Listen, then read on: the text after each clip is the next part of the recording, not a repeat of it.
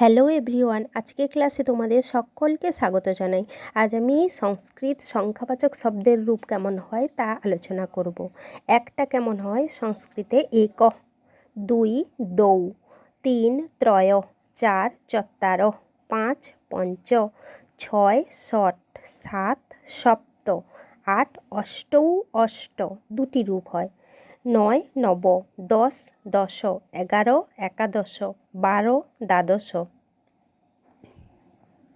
তেরো ত্রয়োদশ, চোদ্দো চতুর্দশ, পনেরো পঞ্চদশ, ষোলো ষোড়শ, সতেরো সপ্তদশ, আঠারো অষ্টাদশ, 19 দুটি রূপ আছে, ঊনবিংশতি আর একোনবিংশতি, কুড়ি বিংশতি।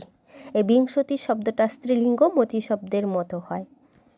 21 একবিংশতি, 22 দ্বাবিংশতি, 23 ত্রয়োবিংশতি, 24 চতুর্বিংশতি, 25 পঞ্চবিংশতি, 26 ষড়বিংশতি, 27 সপ্তবিংশতি, 28 অষ্টাবিংশতি, 29 ঊনত্রিংশৎ, আর একটা রূপ হয় একোনত্রিংশৎ, দুটি রূপ হয়, 30 ত্রিংশৎ।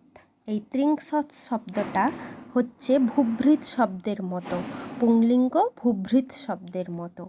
31 একত্রিংশৎ, 32 দ্বাত্রিংশৎ, 33 তয়স্ত্রিংশৎ, 34 চতুস্ত্রিংশৎ, 35 পঞ্চত্রিংশৎ, 36 ষটত্রিংশৎ। এই ভিডিওটি যদি তোমাদের উপকারে লাগে তাহলে আমার চ্যানেলটিকে সাবস্ক্রাইব করবে আর অবশ্যই একটা লাইক করে দেবে। আমি আমার এই চ্যানেলে সংস্কৃতের অনুবাদ সংক্রান্ত বিভিন্ন গুরুত্বপূর্ণ নিয়মগুলি নিয়ে আলোচনা করে থাকি। আর শব্দরূপ ধাতুরূপ, এই শব্দরূপ ধাতুরূপ নিয়ে আলোচনা করে থাকি। ক্লাসগুলি দেখবে, আশা করি ভালো লাগবে।